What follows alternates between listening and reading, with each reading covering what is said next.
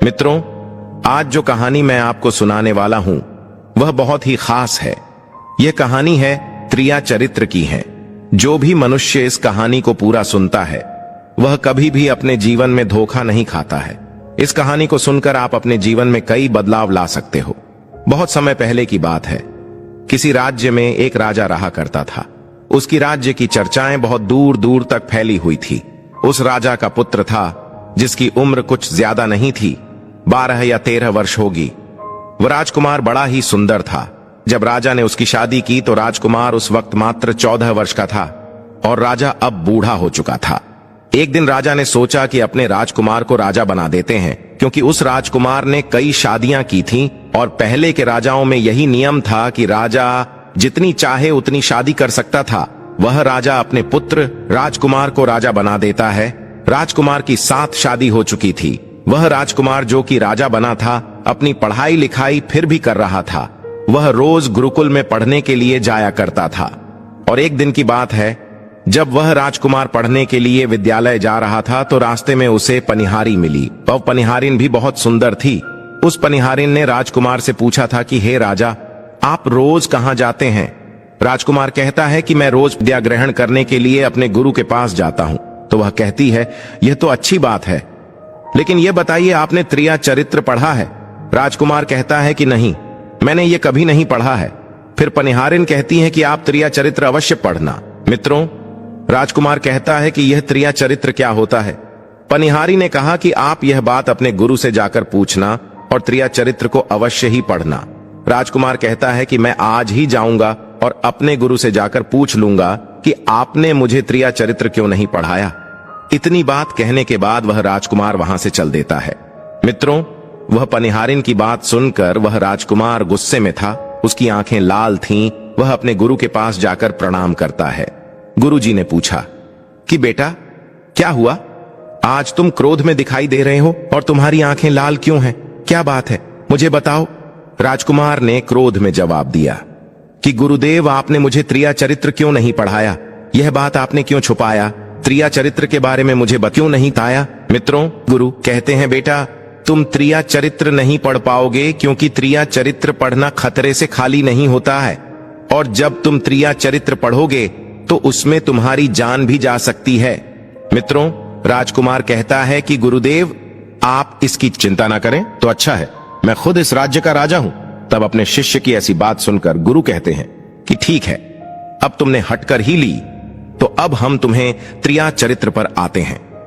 त्रिया चरित्र पढ़ते पढ़ते राजकुमार को 1 साल हो गए और जब 1 वर्ष हो गया तो गुरु ने कहा कि बेटा, अब तुम्हारी पढ़ाई पूरी हो चुकी है। अब तुम घर जा सकते हो और आज से अपने राज्य को चला सकते हो। अब तुम्हें यहां आने की कोई आवश्यकता नहीं है। मित्रों, राजकुमार कहता है, ठीक है गुरुदेव।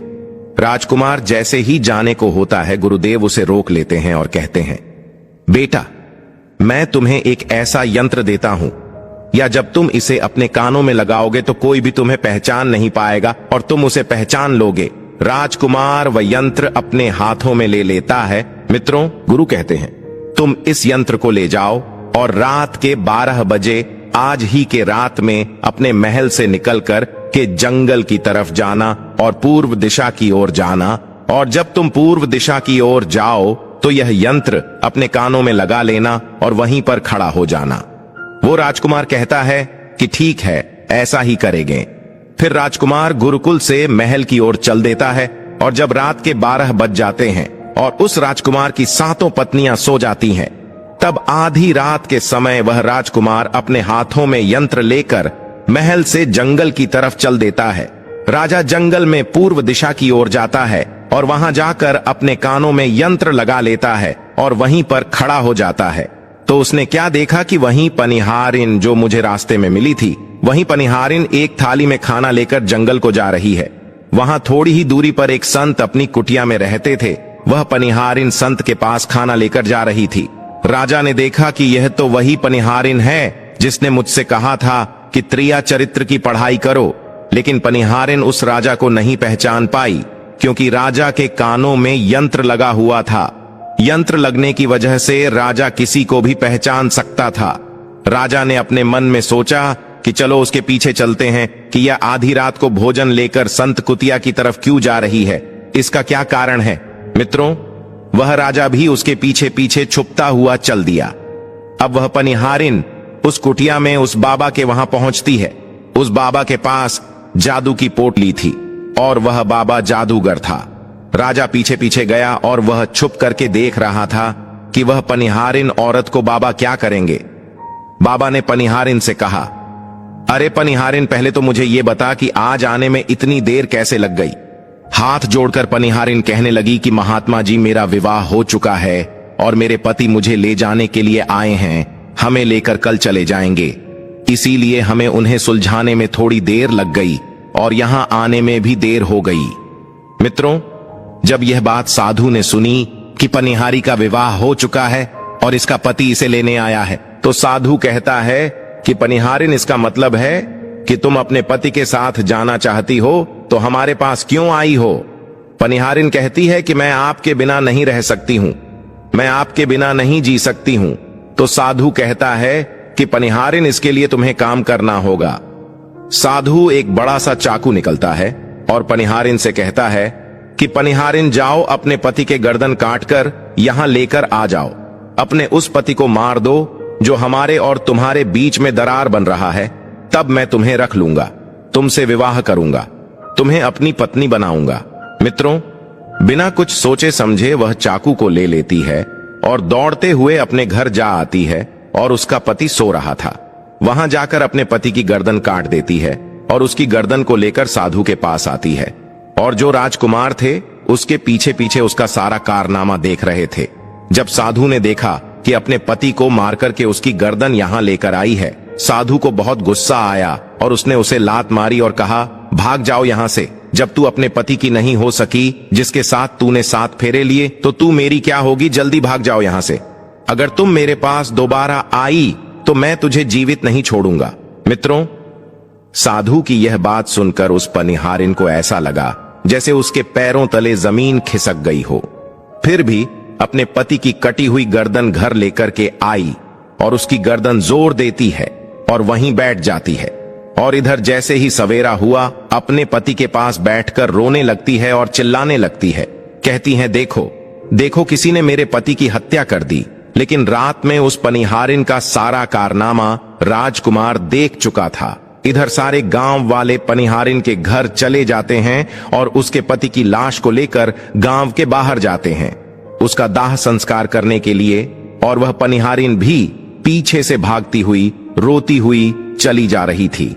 और उधर राजकुमार भी जा रहे थे जो कि अपने राज्य के राजा बन चुके थे। पनिहारिन भागती हुई चिल्लाती हुई पहुंची और कहने लगी, मैं सती बनूंगी, क्योंकि अगर जब मेरे पति ही नहीं रहे तो ऐसे जीवन का क्या फायदा। मैं इन्हीं के साथ सती हो जाऊंगी।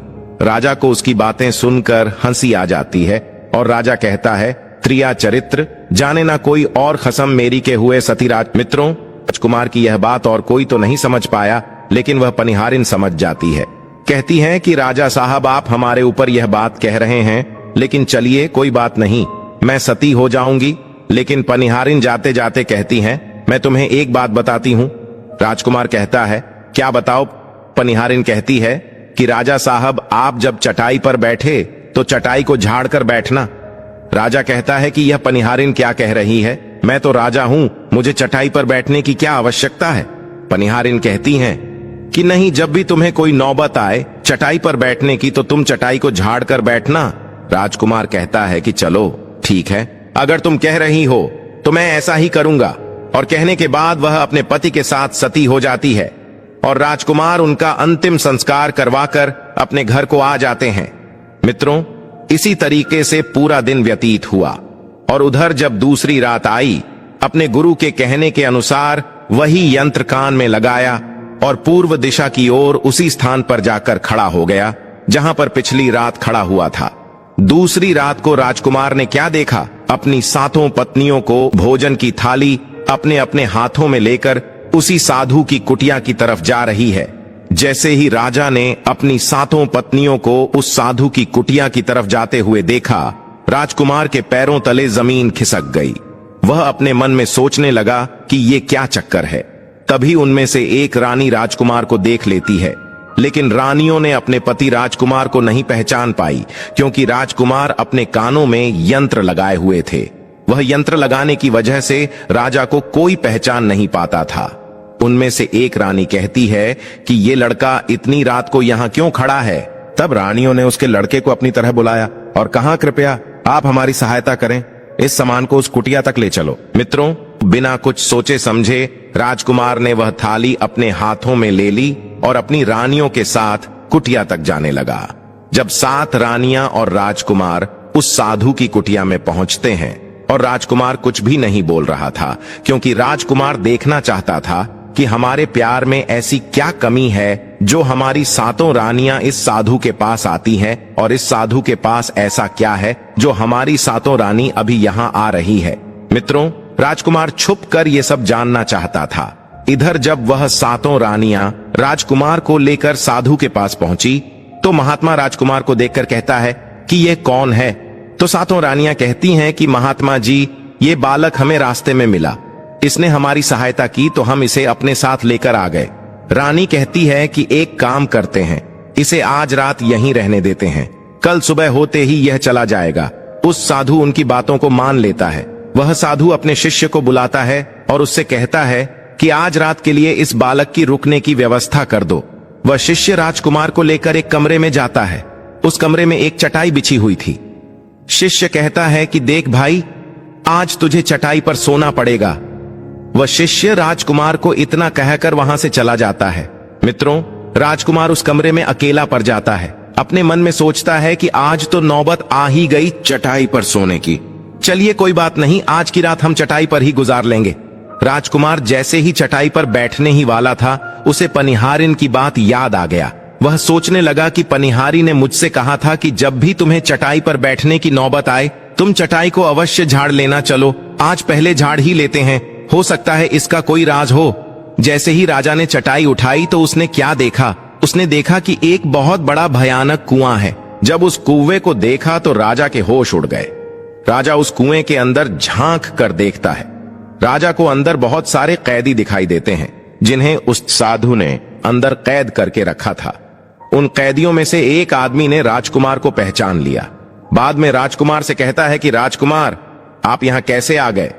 राजकुमार कहता है कि धीरे बोलो, नहीं तो सब पोल पट्टी खुल जाएगी। तब सभी कैदियों ने कहा कि राजा साहब, आप यहां से भाग जाए। हम तो यहां से निकल नहीं पाए, लेकिन आप यहां से भाग जाए, नहीं तो आपका भी यही हाल हो जाएगा जो कि हमारा हुआ है। आप भी यहां फंस जाएंगे। आपको भी पकड़कर ये साधु इसी में डाल देगा। आप जितना जल्दी हो सके यहां से भाग जाए। राजा जब उस कमरे के अंदर गया था तो अपने कान में से यंत्र निकाल लिया था, और जब राजा वहां से भागा तो अपने कान में यंत्र लगाना भूल ही गया। मित्रों, राजा को भागते हुए उन रानियों ने और साधु ने देख लिया था। रानियों ने जब राजा को भागते हुए देखा तो रानी कहती है, यह तो हमारे पति है। महात्मा से कहती है कि महात्मा जी, अब तो हमारी सारी पोल पट्टी खुल जाएगी, ये तो हमारे पति है और वह भागे जा रहे हैं। उन्होंने हमें यहां देख लिया है, अब हमारा क्या होगा? और साधु कहता है कि तुम यहां क्या देख रही हो, जल्दी जाओ और अपने पति को पकड़ कर लाना। तो रानियां राजकुमार को पकड़ने के लिए दौड़ी दौड़ी जाती है, लेकिन वह राजकुमार जो राजा था इतना तेज था कि वह अपने महल जा पहुंचा और घबराई। रानियों के तो होश उड़ गए। फिर वापस उसी बाबा के पास आती है और बाबा से कहती है कि महाराज, अब तो हमारे पति हमें जीवित नहीं छोड़ेंगे। हम जैसे ही घर जाएंगे वह हमारी जान ले लेंगे। महात्मा, आप हमें बचा लीजिए, इसका कोई उपाय कीजिए। तब जाकर वह साधु रानियों को एक जादुई कील देता है और कहता है कि जब तुम जाओ तो अपने पति को बहला फुसलाकर उसके माथे में यह जादुई कील घुसा देना। तुम्हारे पति को ढेर बना देगा और साथ मिलकर उसे मार देना। बस कहानी खत्म हो जाएगा। मित्रों, वो 7 रानियां साधु की बात मान लेती हैं और जादुई कील लेकर महल आती है। वह 7 रानियां आपस में विचार करती हैं कि राजा सबसे ज्यादा प्रेम सबसे छोटी वाली रानी को करते हैं, तो वह रानियां मिलकर जादू वाला कील छोटी रानी को दे देती है और कहती हैं, ये लो, तुम्हारा काम है, तुम किसी भी तरह राजकुमार के सर में ये कील गाड़ देना। तो छोटी वाली रानी कहती है ठीक है, और छोटी वाली रानी कील ले लेती है। जब राजा ने उन 7 रानियों को आते हुए देखा तो क्रोध में कहा कि पहले तुम यहीं रुको, पहले मुझे यह बताओ कि हमारे राज्य में और मुझ में ऐसी क्या कमी है कि तुम आधी रात को उस साधु के पास जाते हो? इसका क्या कारण है? सातों रानियां हाथ जोड़कर कहती हैं, महाराज हमें माफ कर दीजिए। हमें लगता है कि उस साधु बाबा ने हम पर कोई जादू टोना कर दिया था, इसीलिए हमसे ऐसी गलती हो गई। आइंदा ऐसी गलती हमसे कभी नहीं होगी। छोटी रानी की ऐसी बातें सुनकर राजा उनकी बातों को मान लेता है, क्योंकि वह राजा छोटी रानी से बहुत प्रेम करता था। मित्रों, वह राजा भी सोचने लगता है कि शायद उस बाबा ने ही इन पर कोई जादू टोना किया होगा और अपनी सातों पत्नियों को माफ कर देता है और कहता है, ठीक है, तुम अपने कमरे में चली जाओ। सबसे छोटी रानी, जिसे राजकुमार बहुत प्रेम करता था, वह राजकुमार को खाना खिलाती है और राजकुमार को सुला देती है। जब वह राजा सो गया तो वह रानियां भी वहीं आ जाती हैं। सबसे छोटी रानी जो थी वह जादुई कील निकालती है और राजा के माथे में घुसा देती है। राजा पूरा तेजी से उठा, लेकिन इतने समय में वह ढेर बन चुका था। अब उस राजा में इतनी शक्ति नहीं थी कि उन सातों रानियां से मुकाबला कर सके। वह सातों रानियां उस राजा को पकड़ने लगीं। राजा फिर भी हिम्मत नहीं हारी और अपने महल की खिड़की से कूदकर राजा भागते भागते अपने गुरु के पास पहुंच गया और कहने लगा कि गुरुजी, मुझे माफ कीजिए, मेरी जान बचाइए, नहीं तो मैं मर जाऊंगा। गुरु कहते हैं कि बेटा, मैंने तुमसे कहा था कि तुम त्रिया चरित्र मत सीखो, इसमें जान भी जा सकती है, देखा इसका नतीजा।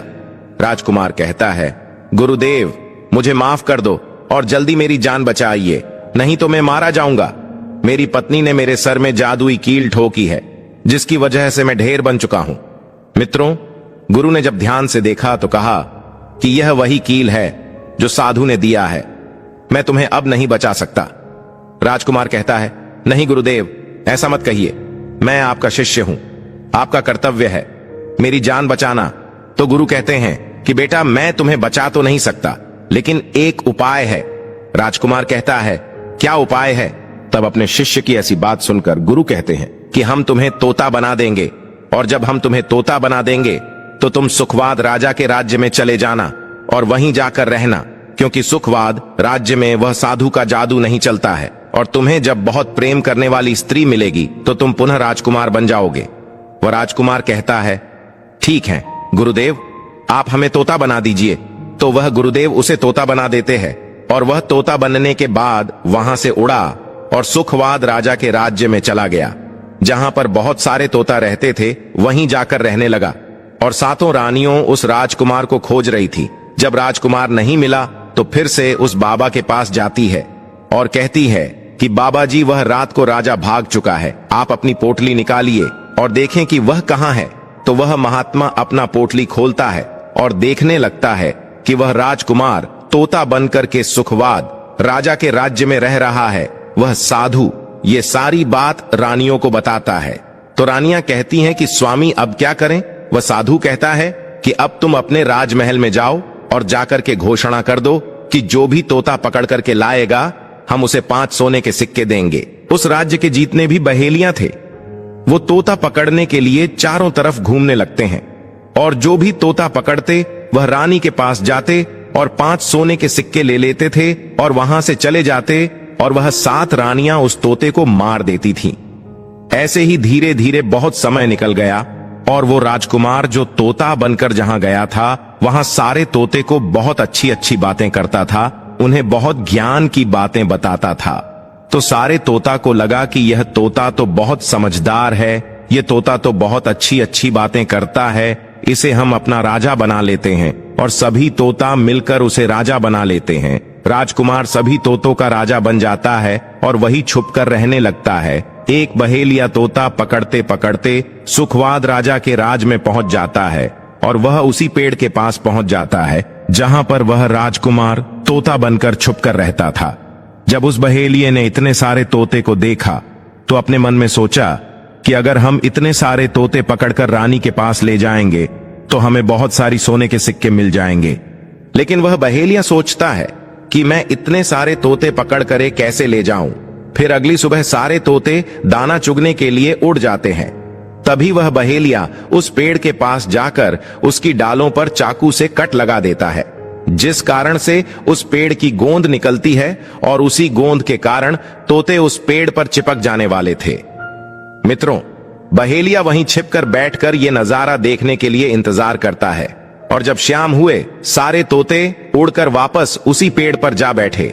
तभी उन सारों के पंख और पैर उस गोंद में फंस गया और वे सभी पेड़ की शाखाओं पर चिपक गए, क्योंकि पेड़ पर हर जगह गोंद ही गोंद थी। अब सारे तोते उस गोंद में पूरी तरह से चिपक गए थे। उनके साथ साजकुमार तोता भी शामिल था। तभी वे सारे अपने गुरु राजकुमार तोते से अपनी अपनी जान बचाने के लिए सलाह मांगने लगे। और एक तोता कहता है, हे राजन, आप कुछ भी करो लेकिन हमें आजाद करो, नहीं तो सुबह बहेलिया आएगा और हमें पकड़कर ले जाएगा तथा मार डालेगा। मित्रों, तभी राजकुमार उन सभी को शांत करके कहता है, मेरी बात को ध्यान से सुनो। जब सुबह बहेलिया आएगा तब तुम सभी मरने का नाटक करो, जिस कारण से वह बहेलिया तुम्हें निकालकर जमीन पर रख देगा। उसे ऐसा आभास होना चाहिए कि सारे तोते मर चुके हैं। समय रहते तुम सभी उड़कर अन्य सुरक्षित जगह पर जाना, बाकी मैं सब कुछ संभाल लूंगा। फिर वे सभी अपनी योजना के अनुसार पेड़ पर लटक गए, मानो जैसे सभी मर चुके हैं। फिर दूसरी सुबह जब बहेलिया वहां आता है तो वह देखता है कि सारे तोते मर चुके हैं, और उसे इस बात का अफसोस हो रहा था कि सारे तोते मर चुके हैं। इसलिए वह उन सभी को पेड़ से निकालकर जमीन पर रख देता। तभी सही मौका देख सारे तोते झट से उड़ गए। वहीं दूसरी तरफ उसने देखा कि जो राजकुमार था, जो तोता बना हुआ था, वह वहीं पर रह गया, और नीचे जितने भी तोते थे वो सभी उड़कर भाग गए। बहेलिया ने सोचा, अरे ये क्या हुआ?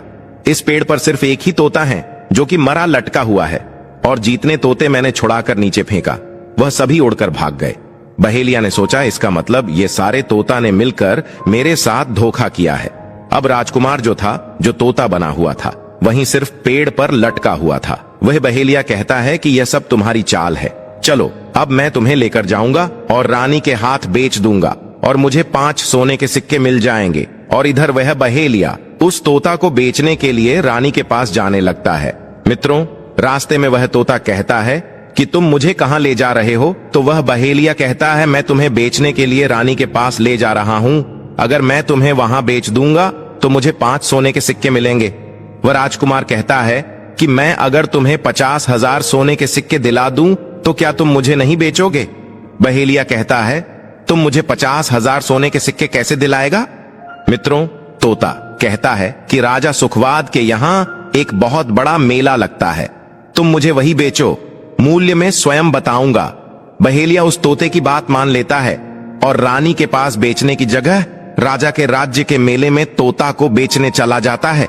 और राजा के राज्य में यह नियम था, अगर किसी व्यक्ति का सामान शाम तक नहीं बिके तो वह राजा स्वयं आकर उसे खरीद लेता था।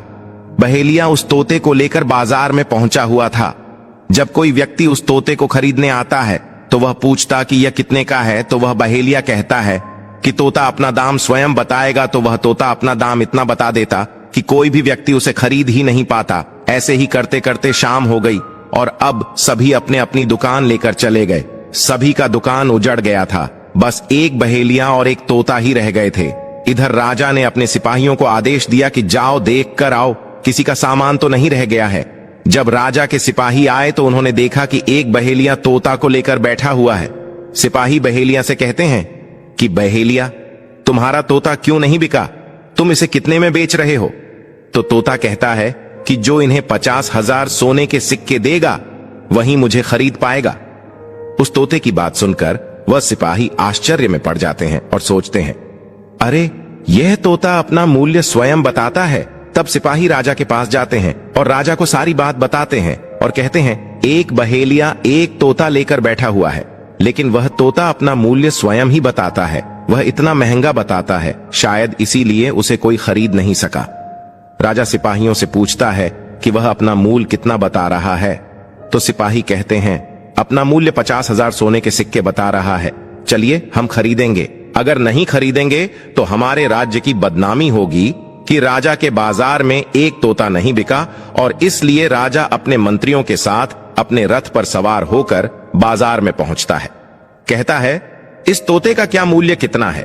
बहेलिया हाथ जोड़कर कहता है कि राजा साहब अपना मूल्य तोता स्वयं बताएगा। वह राजा फिर तोते से पूछा, तो तोता कहता है कि राजा साहब जो इन्हें 50,000 सोने के सिक्के देगा वही मुझे खरीद पाएगा।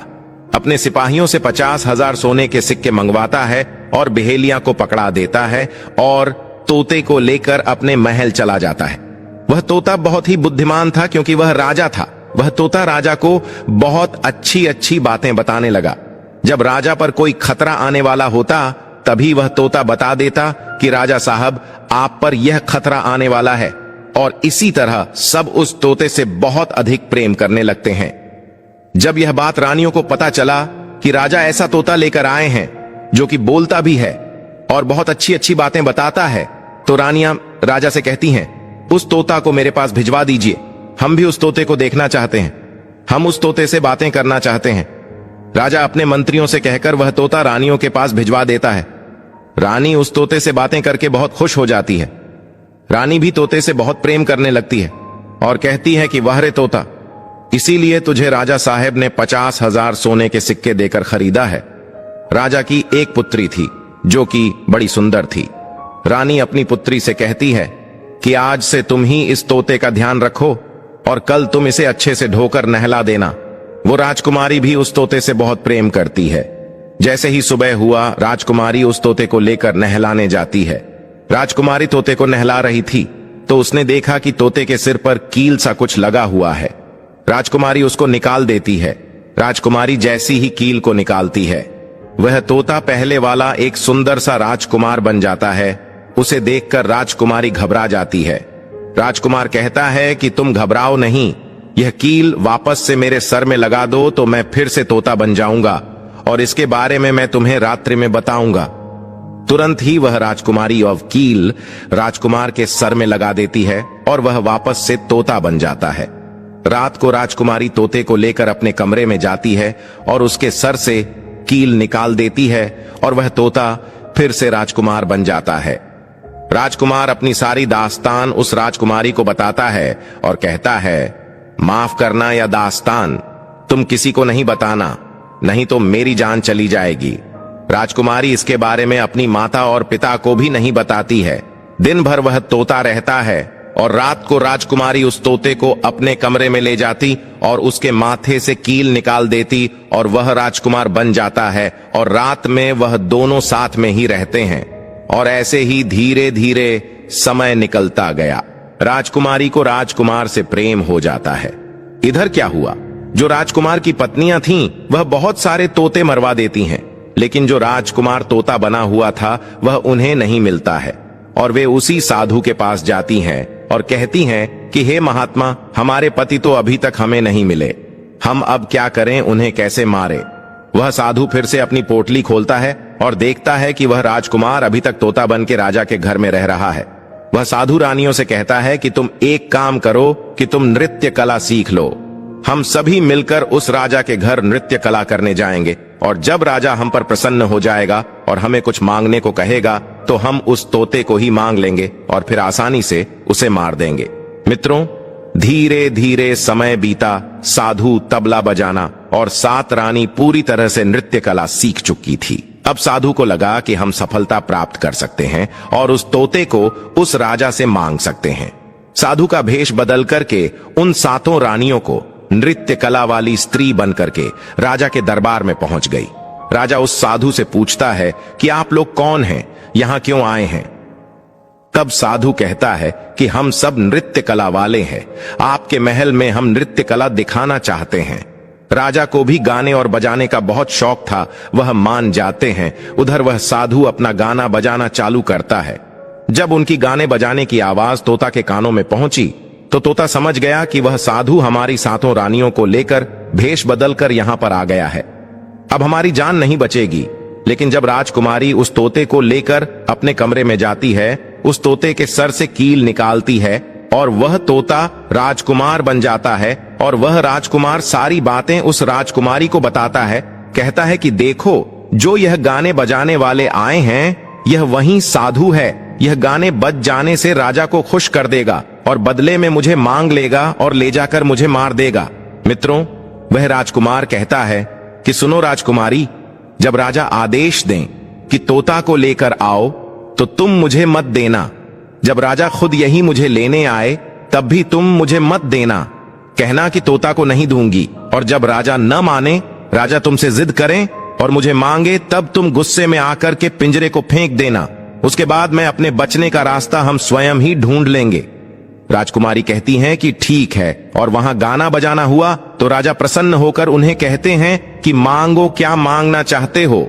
वह साधु कहता है कि जो आपके पास तोता है, जो आप कुछ दिनों पहले ही खरीदे है, वह तोता आप मुझे दे दो। राजा कहता है ठीक है। राजा अपने मंत्री को आदेश देता है कि जाओ उस तोते को लेकर आओ। मंत्री राजकुमारी के पास पहुंचता है और कहता है कि यह तोता मुझे दीजिए। राजकुमारी कहती है नहीं दूंगी। मंत्री कहता है कि देखिए, आप जिद मत कीजिए। राजकुमारी कहती है कि तुम जाओ और मेरे पिताजी को यहां भेजो, वहीं आकर इसे ले जाएंगे। मंत्री राजा को जाकर सारी बात बताता है। राजा स्वयं आता है उस तोते को लेने के लिए।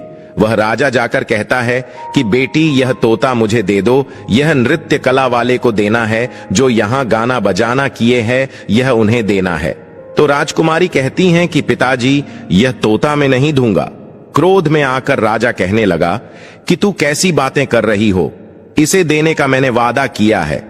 जब राजकुमारी ने राजा को क्रोध में देखा तो राजकुमारी को भी गुस्सा आ गया और राजकुमारी गुस्से में पिंजरे को जमीन पर फेंक देती है।